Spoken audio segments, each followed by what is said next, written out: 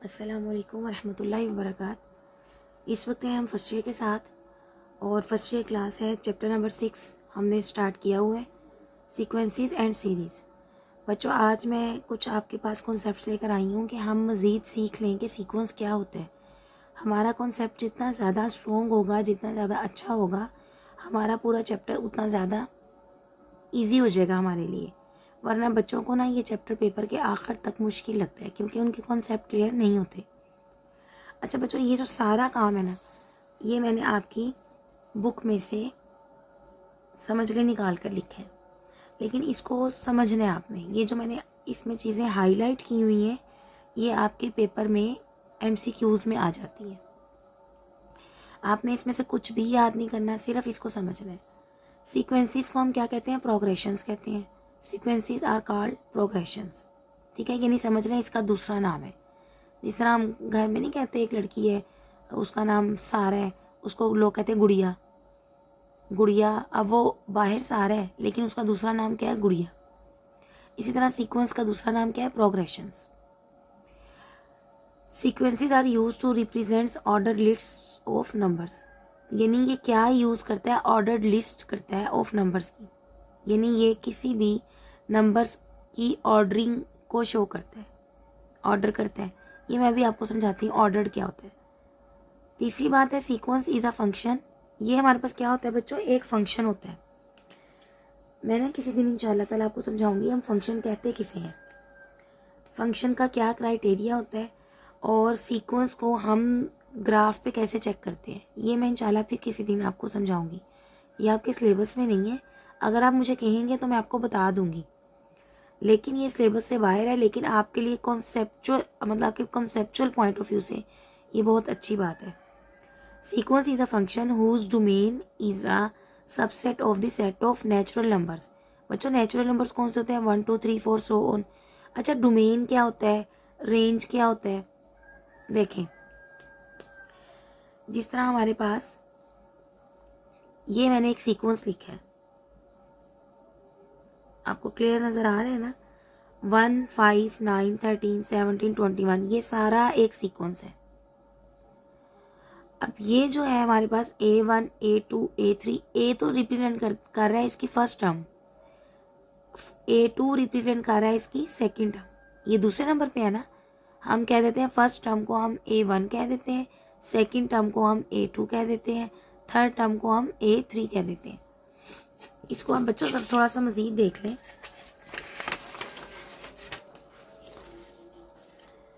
ये देखें, ये हमारे पास हो गया 1 5 9 13 17 सो ऑन 21, सॉरी 21।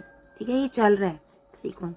अभी पहले नंबर पे है, ये दूसरे नंबर पे है, ये तीसरे चौथे पांचवे, इसकी यानी पोजीशंस हैं। ये इसकी पोजीशन फर्स्ट है, इसकी सेकंड है, इसकी पोजीशन थर्ड है, ये फोर्थ नंबर पे है, ये फिफ्थ नंबर पे है। तो जो फर्स्ट नंबर पे है उसको हमने रिप्रेजेंट कर दिया A से, हमने कहा A1, और इसको हमने कह दिया फर्स्ट टर्म।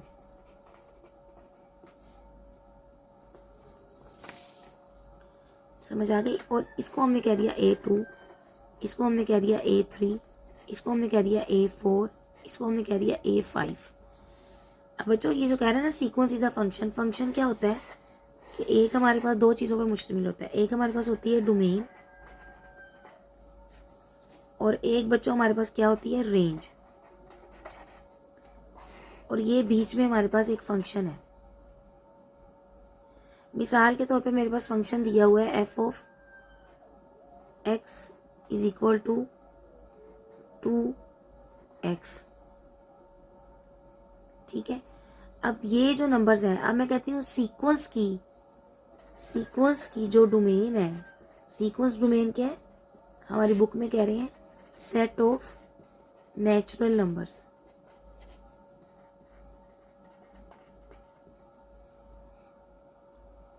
ठीक है बच्चों, अब मैं ये वाला पॉइंट समझा रही हूँ आपको। Sequence is a function, function ऐसा होता है, मैं भी बताती हूँ क्या है ये, whose domain is a subset of the set of natural numbers. अब मेरे पास ये फंक्शन है f of x is equal to 2 of x। बच्चों, अब ये मैं यहाँ लिखती हूँ ज़रा, f of x is equal to 2x। अब बच्चों ये जो x है ना, ये है हमारे पास इनपुट, ठीक, और ये जो है ना, ये हमारे पास है आउटपुट। इसको बच्चों आप यूं समझें, देखें मेरे पास एक मशीन है, यहाँ से मैं इस मशीन में प्रोडक्ट डाल रही हूँ, समझे साबुन बनाने वाली मशीन है, मैं यहाँ से इसमें मटेरियल डाल रही हूँ, आगे से क्या बन बन के निकल रहा है, साबुन निकल रहा है। वैसे मशीन से बन के निकल रहा है तो शेप सेम होनी चाहिए। अब ये जो बाहर आ रही है ना प्रोडक्ट, ये आउटपुट है, ये जो मैं डाल रही हूँ उधर, ये इनपुट है, और ये जो ये है ना दरमियान में बस डाई, जहां से सारा प्रोसेस हो रहा है, वो ये है एफ ऑफ एक्स, यानी ये दिया हुआ 2x, ये फॉर्मूला डाला हुआ है मैंने, समझ आ गई, ये मेरा क्या है, फॉर्मूला है। अब फॉर्मूला जो तैयार होके निकल रहा है ना, इसको हम कह देते हैं y, इसको हम कह देते हैं x। अब ये देखें, ये है हमारे पास x और ये है हमारे पास y, ये है हमारे पास डोमेन और ये है हमारे पास रेंज। पहले तो ये समझ लें कि ये x है और ये y है। यहाँ से देखें, जो मैंने ये इस पूरे को देखें ज़रा, जो मैंने डाई बनाई दरमियान में, जो मैंने फार्मूला तैयार किया साबुन का, वो 2x था, यहाँ से मैंने इनपुट डाली और यहाँ से आउटपुट निकली साबुन की, वो बन बन के निकल रही हैं शक्लें। अच्छा जी, इसको मैंने कह दिया ये मेरे पास आउटपुट है और उसको मैंने कह दिया ये मेरे पास y है। इस बात की समझ आ गई होगी, इनपुट आउटपुट और बीच में फंक्शन। अब ये देखें, इनपुट आउटपुट, डोमेन भी है, इनपुट भी है, रेंज भी है और आउटपुट भी है। समझ आ गई बात की। अब देखें, अब ये है मेरे पास x नजर आ रहा है आपको, कहता है सेट सीक्वेंस की जो डोमेन है वो सेट ऑफ नेचुरल नंबर्स है। अब यहाँ पे मैं लिख देती हूँ x। अब यहाँ पे देखिए, अगर मैं लिखूँ x 1 2 3 4 5 सो ऑन, तो यहाँ पे मैं क्या करूँगी 1 2 3 4 5 6 सो ऑन, ये चल रहा है। अब जब मैं यहाँ पर 1 रखूँगी फंक्शन में अपनी डाई में, तो वो डाई ने क्या तैयार कर देना 2, समझे, साबन की पहली शक्ल आई हमारे पास। ये देखें, अब ये बच्चों जो 1 है ना, ये देखें, इसने हमें क्या प्रोड्यूस करके दिया 2।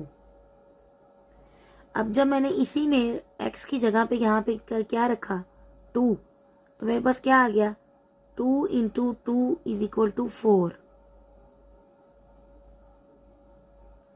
अब मैंने यहाँ पे जब f की जगह x की जगह पे रखा 3, तो मेरे पास क्या आ गया 2 इंटू 3 और ये आ गया 6। जब मैंने यहाँ पे रखा 4, तो ये आ गया मेरे पास 2 इंटू 4 और ये आ गया 8, सो ऑन, ये ऐसे चल रहा है। अब हम इसकी ना मैपिंग करते हैं। ये देखें, ये इससे मिल रहा है, ये इससे, ये इससे। अब मैं इसी को आपको लिख के दिखाती हूँ। आप इस पेज को अगर समझ लेते हैं ना, आपका समझे सारा हलवा पक गया। बस आपने अब इसको खाना है बैठ के, अगर आपको ये चीज़ समझ आ गई है। अब देखें, ये मेरे पास थी फर्स्ट टर्म A1, ये थी मेरे पास सेकंड टर्म A2, ये थी मेरे पास थर्ड टर्म A3, ये थी मेरे पास फोर्थ टर्म A4। अब ये सारी मेरे पास बच्चों क्या है, डोमेन, ठीक है। Domain belongs to set of natural numbers. Domain हमारे पास किससे ताल्लुक रखती है, नेचुरल नंबर से। समटाइम्स हमारे पास डोमेन नॉन नेगेटिव इंटीजर्स भी होते हैं, और कुछ स्पेशल केस में ये सेट ऑफ n, r और c भी होता है। अब आपके पास जब आपने A1 किया तो आपके पास 2 आंसर आया, फिर आपके पास क्या आया 4, फिर क्या आया 6 और फिर क्या आया 8, यानी ये आ गई आपकी डोमेन। और बच्चों ये आपकी क्या आ गई, ये सारी आपकी क्या आ गई, रेंज।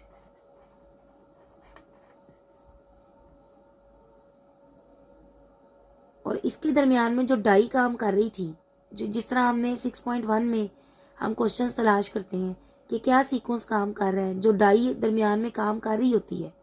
इस मशीन से मिसाल याद रखें ना, ये हमारे पास कौन सी मशीन थी, साबुन बनाने वाली। इस मशीन से याद रखें कि जो इस पूरे के अंदर मैकेनिज्म काम कर रहा था वो क्या था, 2x। ठीक है, इसको अब अगर मैं यहाँ पे कर दूं, अब मैंने ये यूज कर लिया x, असल में मुझे यूज करना चाहिए था n, ताकि आप फेमिलियर रहते एक वर्ड से कि हम n n n करते हैं। लेकिन आप बस बात को समझें, आपका कॉन्सेप्ट क्लियर होना चाहिए। अब यहाँ पे मैं इसको मैं क्या कहूंगी, ये मेरे पास क्या हो गई, f ऑफ x, जो कि हमारे पास इसी इक्वल टू होता है y। अब ये आपने कहना ये क्या कर दिया, इसका मतलब ये हो गया बच्चों कि जब मैंने x की वैल्यू रखी 1 तो मेरे पास y आया, y में है ना, ये y है मेरे पास सेट, ये देखें इधर, ये सेट y है ना। जब मैंने x की वैल्यू रखी 1, y आया मेरे पास 2, ये y है। जब मैंने x रखा 2, y आया मेरे पास 4।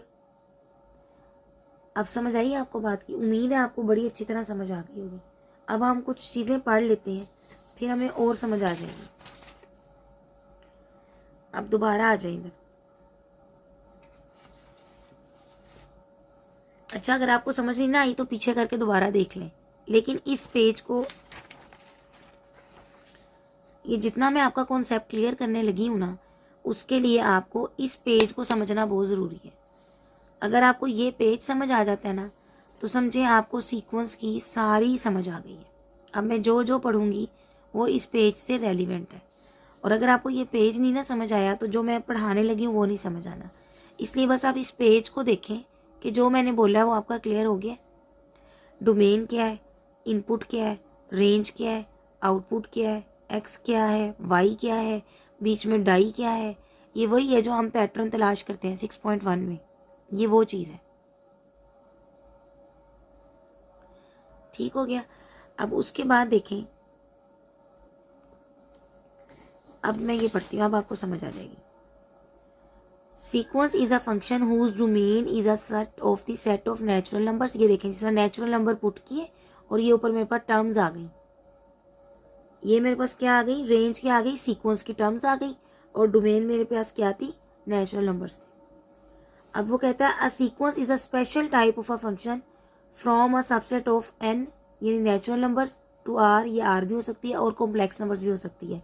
इसको हमने डील नहीं किया अपने इस सिलेबस में, बस इसको इतना ही याद रखें कि ये हमारे पास स्पेशल टाइप ऑफ फंक्शन है from a subset of n to r और c, बस। Sometimes the domain of the sequence is taken to be the set of 0, 1, 2, 3, that is the set of non-negative integers। बच्चों set of integer क्या होता है हमारे पास, z से show करते हैं इसको हम। ये बस होता है -3, -2, -1, 0, 1, 2, 3 सो ऑन, ये होता है। कहता है कि सम टाइम्स हम 0 से भी स्टार्ट ले लेते हैं इसको।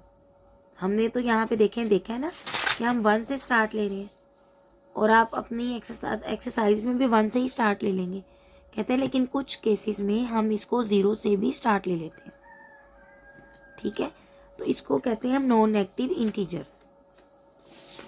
अब बच्चों, नॉन नेगेटिव इंटीजर्स का मतलब है कि हमने ये सेट ऑफ इंटीजर्स का कौन सा पार्ट लिया है, सिर्फ पॉजिटिव पार्ट चूज कर रहे हैं। कभी आपने क्लास में देखा कि रोल नंबर हमने अलॉट किया हो 0, अमूमन हम 1 से स्टार्ट करते हैं ना, समझ रहे हैं, ये रोल नंबर अलॉट करते हैं हम नंबर्स को। अच्छा, कभी आपने ये देखा है किसी लड़की का रोल नंबर हो -1, हम के -2 वो के प्रेजेंट, हम के -3 वो के प्रेजेंट, ऐसे नहीं ना होता। तो लिस्टिंग में जब हम ऑर्डरिंग कर रहे होते हैं, जब हम नंबर्स अलॉट कर रहे होते हैं, आपने किसी भी दुकान पे जब कॉटन्स पड़े होंगे आप देखेंगे वो नंबर करेंगे 1, 2, 3, 4, 5, या कभी हम 0 भी ले आते हैं अंदर। चलें, इसकी भी समझ आ गई होगी इंशाल्लाह आपको। आगे देखें, कहता है रियल सीक्वेंस क्या होता है। जिस तरह घर में एक होती है ना अच्छी बहन, ये उसकी बहन है रियल सीक्वेंस। क्या होता है, कुछ भी नहीं होता। If all numbers of the sequence are real numbers, चलो जी, यानी तमाम सीक्वेंस के जो नंबर्स हैं वो रियल नंबर्स हों तो उसको हम क्या कहेंगे, रियल सीक्वेंस। अच्छा जी, अब ये तो आपको इस पेपर में आपको आ जाती है डेफिनेशन। ये क्वेश्चन 2 मार्क्स की शॉर्ट क्वेश्चन में आ जाता है और 2 नंबर का। आप बच्चों चाहें तो ये वाली डेफिनेशन याद कर लें, चाहें तो बच्चों आप ये वाली कर लें। ये मैंने आपकी बुक में से लिखी है और ये मैंने आपको सर्च करके और आसान अल्फाज में बताई है। Number sequences are sets of numbers that follow a pattern or a rule. बस आप ये 2 नंबर की डेफिनेशन लिख दें तो आपका क्वेश्चन ठीक हो जाएगा। आप उसमें मजीद इजाफा कर सकते हैं कि इसकी जो डोमेन होती है वो सेट ऑफ नेचुरल नंबर्स होती है, बल्कि लिख दें तो बहुत अच्छा इंप्रेशन पड़ जाएगा। और ये भी लिख दें लाइन कि सम टाइम्स इसकी जो डोमेन है is taken to be the set of the non negative integers.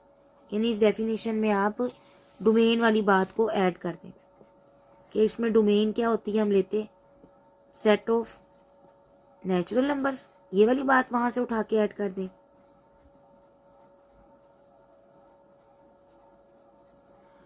और ये वाली बात ऐड कर दें कि सम टाइम्स इसकी डोमेन हम नॉन नेगेटिव इंटीजर्स की भी लेते हैं। ये दोनों बातें जब आप ऐड कर देंगे तो बड़ा अच्छा इंप्रेशन पड़ जाएगा एग्जामिनर पे। अच्छा बच्चों, अब ये बात मैंने आपको ना उस पेज पे समझा दी है, लेकिन इसको देख लें।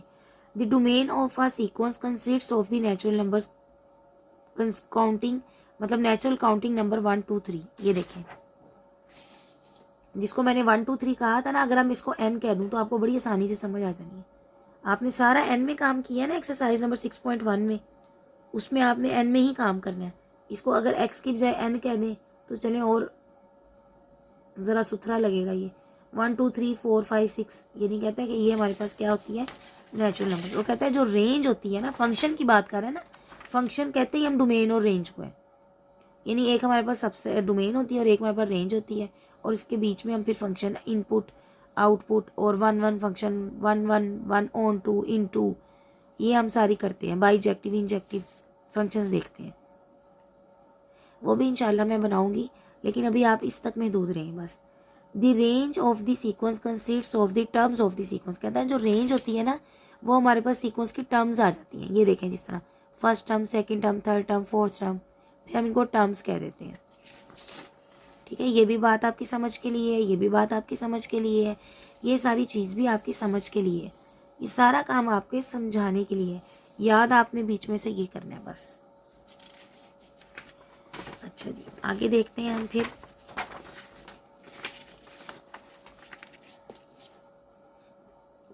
अब हमारा चैप्टर है सीक्वेंस, सीक्वेंसेस एंड सीरीज।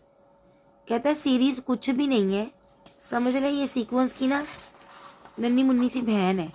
अब देखें, हमने सीक्वेंस ये लिखा ना 1 + 5 1 5 9 13 17 सो ऑन 21, ये लिखा सीक्वेंस।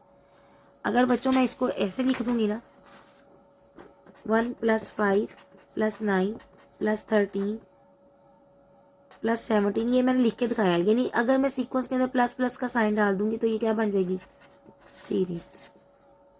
ठीक, अब किन किन सीक्वेंसेस को हम सीरीज बना सकते हैं ये बाद में बताऊंगी। अरिथमेटिक सीक्वेंस है, हमारे ज्योमेट्रिक सीक्वेंस है, हमारे पास हार्मोनिक सीक्वेंस है, इनकी सीरीज भी है। सीक्वेंस क्या होता है, सीक्वेंस में appear as a list, finite और इनफाइनाइट, ये भी अभी देख लेते हैं। अब देखें, ये हमें बता रहा है कि ये जो हमारे पास सीक्वेंस है, ये देखें बच्चों, ये इसकी डोमेन है जो कि सेट ऑफ नेचुरल नंबर्स है, और ये इसकी रेंज है जो कि an है। यानी हमारे पास nth टर्म है 1 5, nth टर्म्स की मदद से, nth टर्म नहीं कहेंगे, यहाँ पे 1 रखेंगे तो पहली टर्म आ जाएगी, यहाँ पे 2 रखेंगे तो सेकंड टर्म आ जाएगी, यहाँ पे हम 3 रखेंगे तो थर्ड टर्म आ जाएगी, यहाँ हम 4 रखेंगे तो फोर्थ टर्म आ जाएगी, यहाँ हम 5 रखेंगे तो 5 टर्म आ जाएगी। तो ये हमारे पास क्या आ गई, इसकी नंबर ऑफ टर्म्स आ गई। अब बच्चों सीक्वेंसेस ना 2 तरह के होते हैं, एक होता है फाइनाइट और एक होता है इनफाइनाइट। जिसका तो आखिर में लॉक होगा ना वो फाइनाइट होगा, और जो आखिर में अनलॉक होगा वो क्या होगा, इनफाइनाइट होगा। ये देखें, ये चल रहा है सो ऑन, कोई एंड नहीं, has no last term, and infinite sequence has no last term. Finite sequence has last term, ये लास्ट टर्म नजर आ रही है। A finite sequence has last term. What is term, nth term. अब देखें, ये जो है ये टर्म है, ये भी टर्म है, ये भी टर्म है, ये भी टर्म है। अब ये कह देंगे हम फर्स्ट टर्म, ये सेकंड टर्म, ये थर्ड टर्म, ये फोर्थ टर्म। और nth टर्म क्या होगी, nth टर्म हम बाज़ दफ़ा वो हमें दे देता है और बाज़ दफ़ा हमें ख़ुद जनरेट करनी पड़ती है। अब जिस तरह आप अपनी बुक देखें, मैं आपकी बुक पकड़ लूँ ज़रा, एक मिनट। ये बुक मेरे पास काफ़ी पुरानी है, इसलिए आपने इसकी शक्ल पे नहीं जाना, इसकी अकल पे जाना है। इस पे बहुत से निशान लगे हुए हैं तरह तरह के।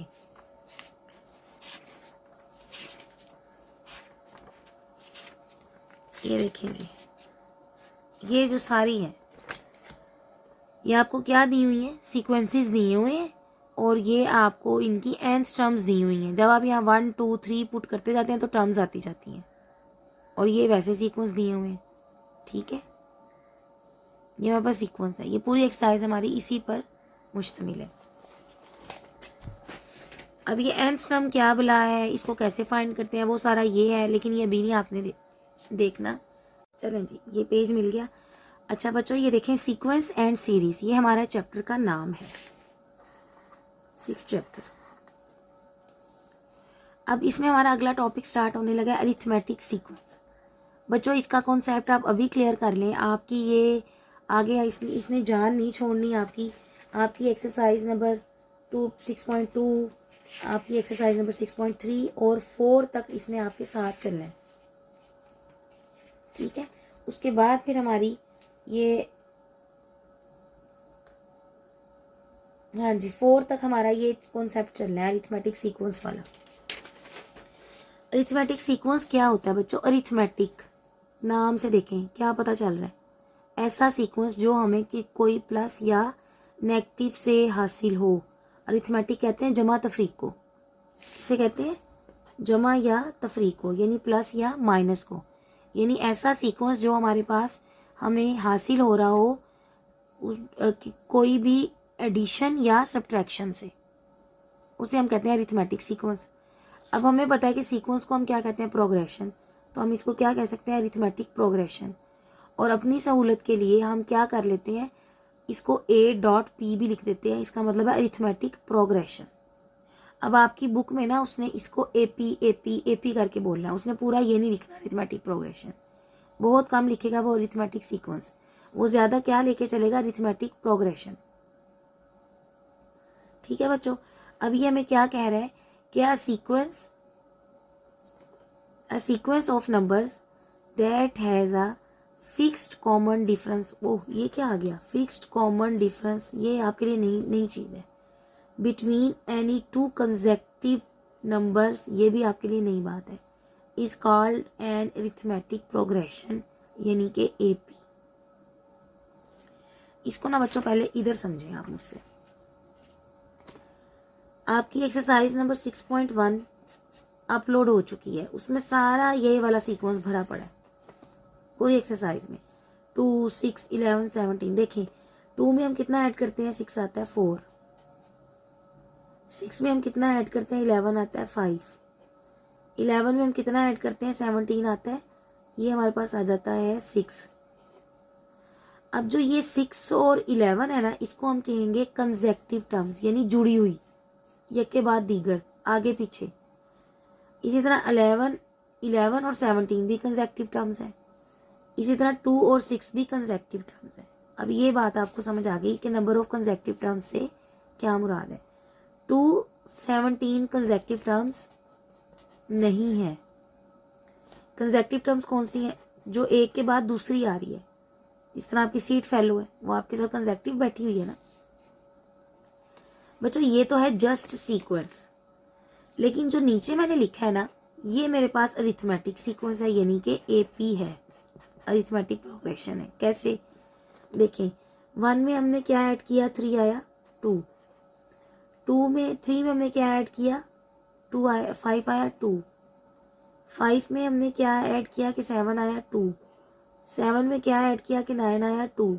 अब देखें सारा ये जो डिफरेंस है ये सेम है बच्चों। जब कॉमन डिफरेंस, इसको हम कहते हैं कॉमन डिफरेंस, यानी सब में जो डिफरेंस था वो क्या हो गया? कॉमन। तो ये जो हमारे पास कॉमन डिफरेंस होता है ना किसी सीक्वेंस का, इसको हम कहते हैं अरिथमेटिक प्रोग्रेशन। समझ आ गई? अब कंसेक्टिव टर्म्स आपने सीखा, वो है 3 5 7 9 9 11, ये हमारे पास कंसेक्टिव टर्म्स है। अब हमारे पास कॉमन डिफरेंस क्या है इसका, 2। अच्छा, इसको हम डिफरेंस है ना डी से शो कर देते हैं। देखें डिफरेंस, इसको मैंने लिख दिया डी इज इक्वल टू 2। अब ये मैंने डी निकालना कैसे है, कंसेक्टिव टर्म से। डी निकालना कैसे है,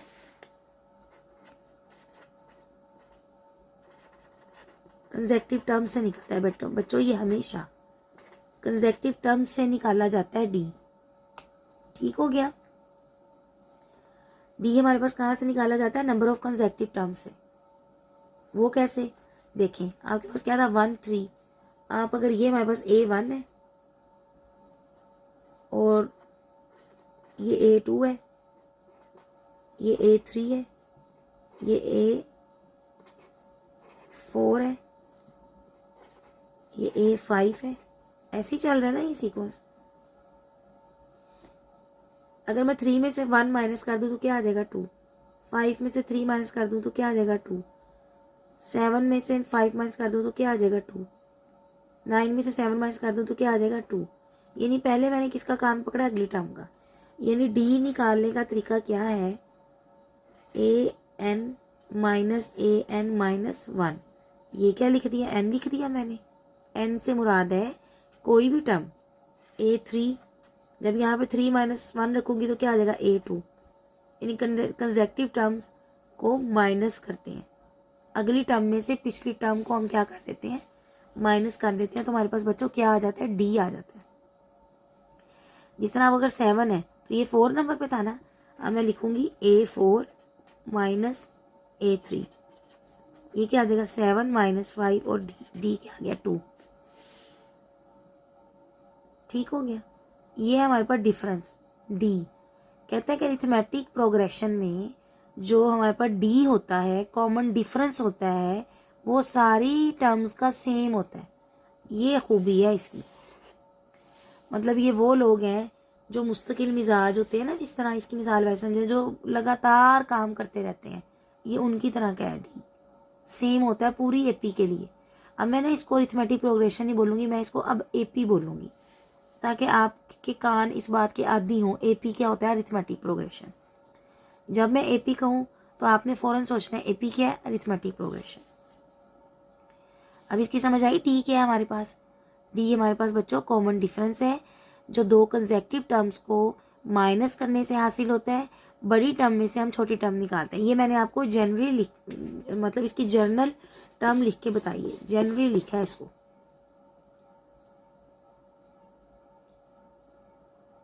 अब यहाँ पे आप 5 रख दें तो ये 4 आ जाएगा, यहाँ पे 6 रख दें तो ये क्या आ जाएगा 5 आ जाएगा, यहाँ पे 7 रख दें तो ये 6 आ जाएगा, यहाँ पे 100 रख दें तो ये क्या आ जाएगा 99।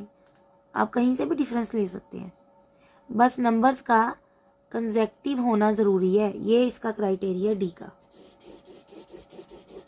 ये डी का क्राइटेरिया। यानी ये क्राइटेरिया पे आप कोई भी उठा लें, 100वीं टर्म उठा लें, 101वीं उठा लें, ठीक है, जो मर्जी उठा लें, कंसेक्टिव टर्म्स होनी चाहिए। अगर आपको ये बात समझ आ गई है ना तो बस खत्म हो गई है बात। अब ये देखें, कहते हैं sequence of numbers that has a fixed common difference. Fixed common difference है, ठीक है ना, जिससे हमारे एग्जाम्पल में 2 2 2 था। Same common difference between any two consecutive numbers, ये भी हमें समझ आ गई, is called an arithmetic progression. अब उसने किया फॉर एग्जाम्पल। ये बच्चों इसका मतलब होता है फॉर एग्जाम्पल। इसको हम मैथ की जुबान में ऐसे लिखते हैं, for example AP is 3 6 9 12 15 so on. अब A हमारे पास क्या आ गया बच्चों 3, D हमारे पास क्या आ गया D, जल्दी से बताएं, शाबाश। A2 माइनस A1 लिख सकते हैं, 6 माइनस 3, और ये क्या आ गया 3। अच्छा मैं कहती हूँ मैंने यहाँ से लेना, भाई मैंने वो नहीं लेना, मैं तो ये लेना है, मेरी मर्जी। तो मैं लिखूंगी 18 माइनस 15, तो ये क्या आ जाएगा 3। यानी आप कहीं से भी ले लें, एपी की ये क्वालिटी है कि उसका कॉमन डिफरेंस फिक्स्ड है, सेम है for all number of terms. तभी तो हम इसको एपी कह रहे हैं, वरना तो हम इसको क्या कहेंगे, सीक्वेंस कहेंगे।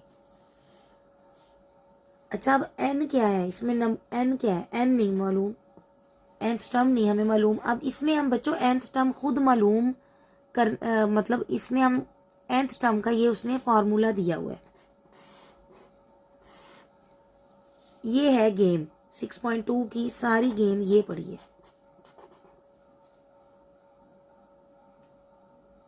ये हमारे पास nth टर्म का फॉर्मूला है, इसको 2 मिनट में याद कर लें। an is equal to a plus n minus 1 into D, where a is first term, n total number of terms, n क्या है हमारे पास,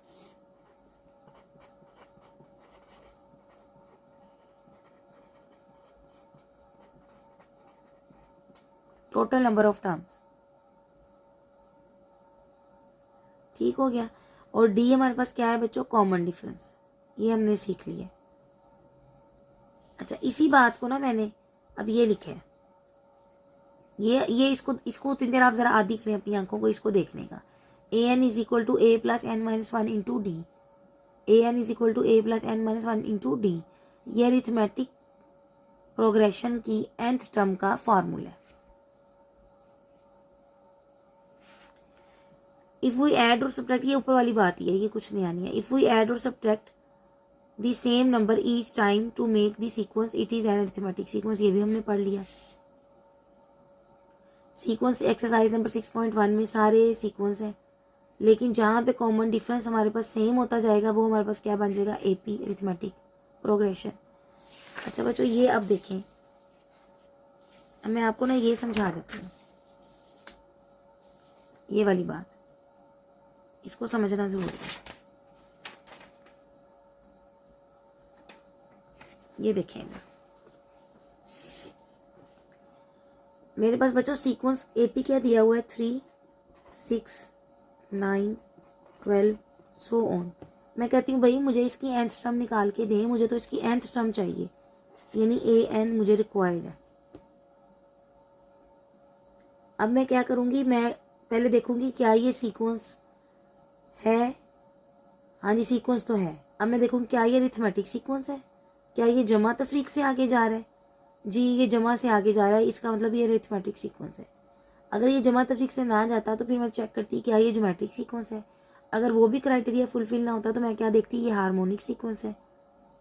ठीक है बच्चों, अब हमारे पास nth टर्म फाइंड करने के लिए पहले हम लिखेंगे formula, A N is equal to A plus N minus 1 into D. अब n तो मालूम नहीं है, a मालूम है, फर्स्ट टर्म को कहते हैं 3, n तो हमने फाइंड करनी है ना nth टर्म, वो वैसे लिख देंगे।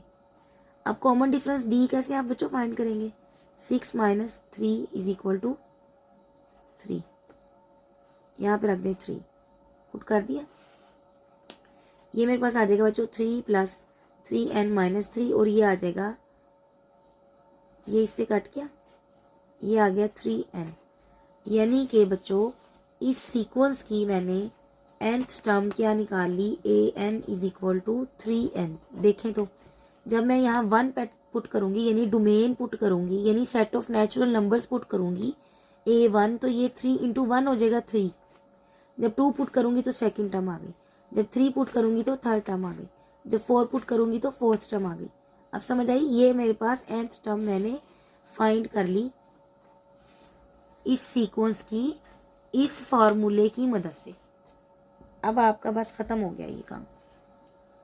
अगर आपको ये समझ आ गई है तो बस समझे, आपको फिर बहुत मज़ा आने वाला है।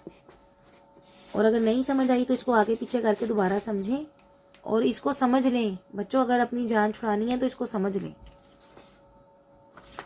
काम तो करना ही है बंदे ने, अच्छे तरीके से करें। अच्छा जी, ये आपको समझ आ गई सारी।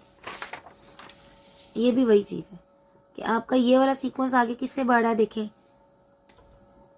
असल में मैंने तैयारी कुछ और की थी, लेकिन जब मैंने पढ़ाना शुरू किया तो मैंने पढ़ाने वाला काम और हो गया। ऐसे ही होता है मेरे साथ। 4, ये वही वाली बात है जो मैं पीछे पहले बता चुकी हूँ कि ये एडिशन से आगे जा रहा है सीक्वेंस, और ये सब्ट्रैक्शन से आगे बढ़ रहा है। अच्छा, ये वाली जो खतरनाक सी डेफिनेशन है ये आपकी बुक में दी हुई है। चाहें तो आप बच्चों ये कर लें, चाहें तो आप ये कर लें। अब मैं ये पढ़ाने लगी हूँ, इसको अच्छी तरह पढ़ लें। अ सीक्वेंस, अब मैंने आपको बताया था कि ये जो होती है ब्रैकेट हमारे पास, जिसे हम दरमियानी ब्रैकेट कहते हैं, ये हमारे पास सीक्वेंस को शो करती है। किसको शो करती है? सीक्वेंस को शो करती है। A sequence A N is an arithmetic sequence और अरिथमेटिक प्रोग्रेशन ए पी, ये तो हमें पता है भाई ए पी क्या होता है। If A N minus one is the same number for all N belongs to N and N greater than one. देखिए बच्चों कितना मुश्किल कर दिया इसने बात को, इसको ऐसे नहीं करना चाहिए। If A N minus A N, बच्चों ये डी को शो कर रहा है, ये कुछ भी नहीं है, देखें ये डी है।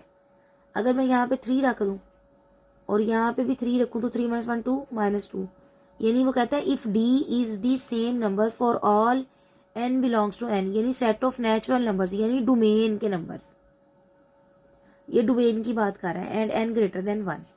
द डिफरेंस कहता है, अब आया उस बात पे, the difference A N minus A N minus 1, कहता है जहाँ नंबर क्या है, सेट ऑफ नेचुरल नंबर्स, यानी जो हमने पहले बात की थी, ये वाली बात, ये उसको कर रहा है, ये वाली बात, सेट ऑफ नेचुरल नंबर्स। कहता है ये सेट ऑफ नेचुरल नंबर्स क्या है, ग्रेटर देन हमारे पास 1 है, दैट इज। अब इसकी वो वजाहत कर रहा है। ये बच्चों ये किस लिए शो होता है हमारे पास, दैट इज, इसको हम कहते हैं दैट इज पढ़ने में। और फॉर एग्जाम्पल के लिए ये करते हैं हम so, the difference of 2 consecutive terms of an AP is called the common difference and it is usually denoted by D. और nth टर्म क्या है, चले जल्दी से लिखे मेरे साथ, A N is equal to A plus N minus 1 into D. बच्चों ये सारा काम आप अपनी नीट कॉपीज पे जैसे जैसे मैं समझाती गई हूँ, इसको वैसे वैसे आप लिखते जाएं। तो अगर आपका ये आप मेहनत से एक दफ़ा तैयार कर लेते हैं तो अगली 2-3 एक्सरसाइज में आप बहुत इजी रहेंगे। इंशाल्लाह अगले लेक्चर के साथ मिलेंगे। अब हम स्टार्ट करने जा रहे हैं 6.2। 6.2 से हमने ये सारी पहले उसकी तैयारी कर ली है। अस्सलामु अलैकुम वरहमतुल्लाहि वबरकातुहू।